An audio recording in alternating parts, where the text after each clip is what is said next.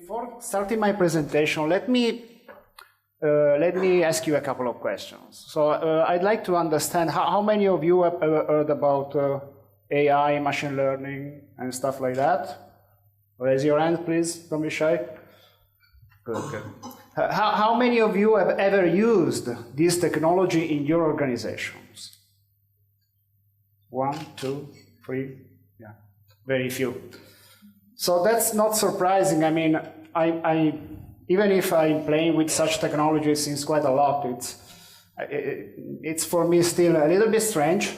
And such kind of technology, up to some extent, are just like, let me say, teenage sex. Everyone talks about that. Nobody is really doing it.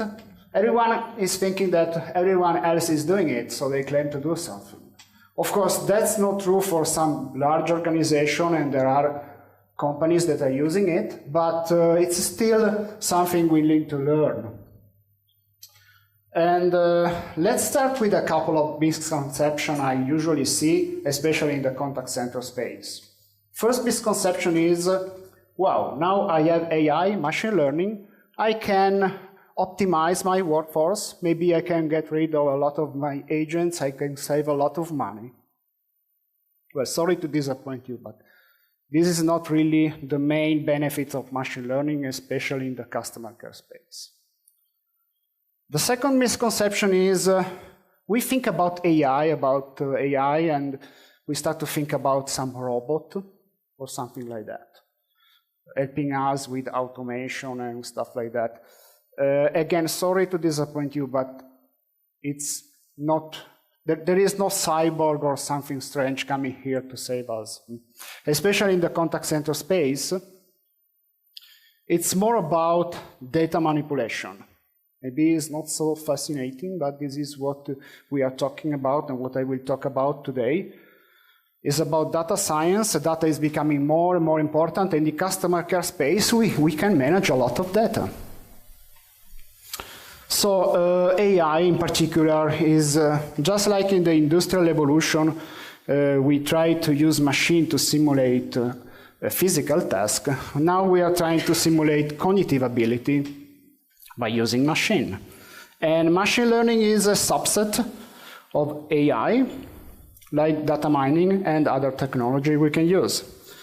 And we can use that to identify patterns inside the data set and find good prediction we can benefit from. Let's dive a little bit inside machine learning. There are 3 main machine learning techniques you can use: supervised learning, unsupervised learning, and the third one, reinforcement learning, is not very used, but it's very powerful. I don't have time to dig more today about those techniques, but 90% of the models use today supervised learning. How it works in a nutshell, it takes 3 steps, you can see here. First is about have quality data. This is very much important for training the model.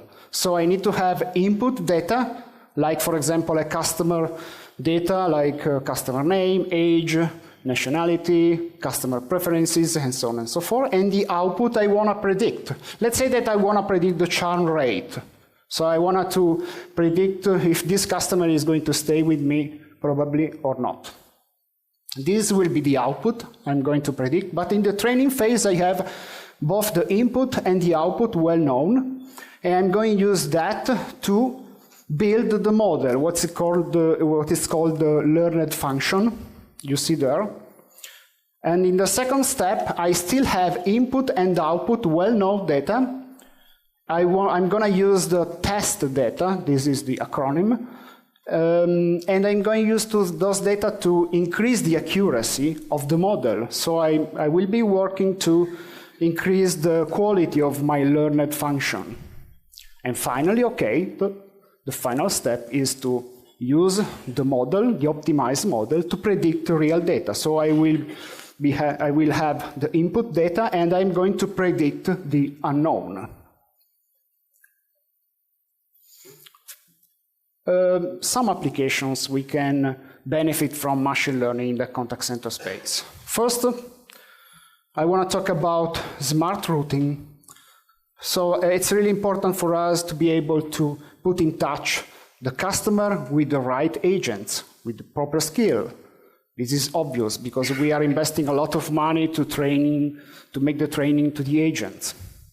The second is I need to have the proper agents, the proper workforce at a certain time to manage the customer interactions. This is more about workforce management. So both agent routing and workforce management, they can benefit from machine learning. You can use many machine learning algorithms. I put here just a couple of examples.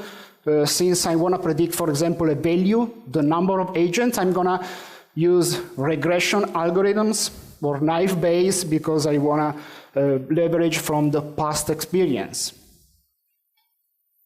Marketing application. I already talked before about the churn rate example, so I don't want to dig more about that. But in this case, you can use other kind of algorithm. There are many algorithms you can tune for each application. In this case, we are going to use some kind of decision tree. It's quite a simple algorithm to be used. The benefit is that you can know exactly why the machine learning is thinking now that a customer will abandon me or will stay with me. It's quite clear to explain to a customer, and it's what well used, especially to classify, for classification problem. In this case, there are only two outputs, true or false. The customer will stay with me or not. The third application is about omnichannel. We are talking about omnichannel a lot. It's cool. I can interact with customers by using many channels, voice, email, chat. One of the benefits I have from some omnichannel reporting is the customer journey. So I can really know the entire history of the interactions that this customer got with me, with my customer care. So the customer got in touch with me by email, then he called me, then sent me an SMS, and so on and so forth. Wouldn't it be nice if I would be able to know exactly for each moment the best touch point I can use to get in touch with the customer, the best channel. So let's say I want to predict exactly at 1 p.m. what kind of channel is the best to interact with a specific customer, email or some other channels. That brings us to some challenges you can face with machine learning. One of the many is to find a good compromise between decrease the error of the prediction and the variance of the prediction. Variance is the changes you can find in the predictive curve when you insert different training data set. Of course, you want to be able to have error and variance low. It's not possible, so you need to find a compromise. And I'm going to show you here an example. This is what you see in the curve is the training data set. So those are the data I know about the probability that this customer would like to be in touch with you via email or not. You see, at 1 p.m. we have a singularity. It seems that the customer doesn't want the email to be as the proper channel to be get in touch with. So what I'm going to do here is to use two different models. This one, the blue lines, are the predicted function by using one model where we have high bias and low variance. In this case, I'm going to send the email because I'm not able to identify the singularity at 1 p.m. As you can see here. Instead, in this model, more complex model, I'm going to be able to identify the singularity. So I will have high variance, and I will be able to understand that it's not the right channel to use the email. Which one is good? Well, it depends. It depends if those datasets are accurate or not. Not always the model with most complex situation are the model that you need to use to predict a value. What is really important is the accuracy. We spend a lot of time in machine learning to get quality in the data set. More time about that than find complex algorithms and tune that. So getting more complex, you can start to use more complex algorithms like deep learning, neural networks, support vector machine, something like that. And why we are going to do that? To predict more complex cases, like, for example, speech analytics. I want to be able to get inside the content of the customers, like voice content or simply the email content I received from customers. And I can use that, for example, to predict the sentiment analysis of the customer. I used deep learning in this case, but you can use other kind of algorithms, or you can classify the customer. I want to be able to identify the customer and classify the customer to perform maybe some specific marketing operation after. And the final application I have for you is chatbot, voice bot. I called it omnibot because I can use bot with several channels, not just chat or voice, maybe Facebook, maybe social, even SMS, and so on and so forth. So some kind of automation to interact with customers using deep learning machine and application like that.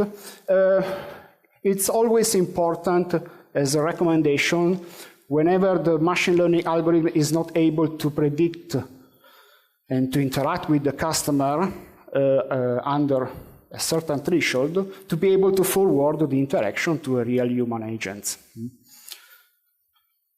Few challenges I still want to talk about. The first is, again, it's really important first to have clean data, get rid of the outliers of noisy data that will compromise my prediction. So the cleansing phase, it's called. And the second problem I have is the black box dilemma. If you use simple algorithms, you will be able to explain to a customer why your machine learning gave him such a result. But imagine if you are, I don't know, a financial institution and you use a deep learning and more complex algorithm to tell to the customer that the mortgage will be okay for him or not. It will be very difficult in this case to explain why the machine learning took that decision. There are techniques to do that, but they are very complex. Skills, of course, you can optimize the non-repetitive task, but you will need new skills. You need data scientists, you need some kind of data engineer, system engineer to maintain such kind of infrastructure. So new skills are coming up in this technology. And well, to wrap up, there are misconceptions about usual application of machine learning also in contact center space, but apart from that, there are a lot of benefits you can leverage from. And remember that the more data you get, the better prediction you can do, and the better customer experience you can provide. It means you can provide and get more sales, get more customers, and finally get more data. So this is a kind of virtuous circle that you can exploit. Okay, that's all. Thank you very much for listening to me. Thank you, Diego. It was amazing. Thank you. I love this Italian accent you have when you speak English. So there are a couple of questions.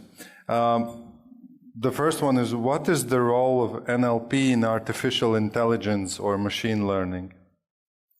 Well, it's massive. A lot of big organizations like Google with Diego Gosmar, for example, Amazon with Amazon Lex, and many others, Azure as well, Microsoft. A lot of organizations are working on that. They are investing a lot of money in data scientists, and they are using quite complex algorithms, especially new deep learning technique to manage that. So it's definitely a huge impact about that. And do you have some best examples of using AI in Europe or USA? Customer service or anything else? Well, there are customer service specialized in finance. They are using that especially, both for natural language recognition and also for bot. You can see a demo at the CSC desk over there about some innovative voice bot we have in place in some situation. So those are pretty much used, and they are used in specific organization. I must say that we still need to create culture about that. As I told you at the beginning, we are still at the beginning of this phase, but yeah, it's increasing. Yeah, wow, amazing. Thanks. Thank you very much. Thank you.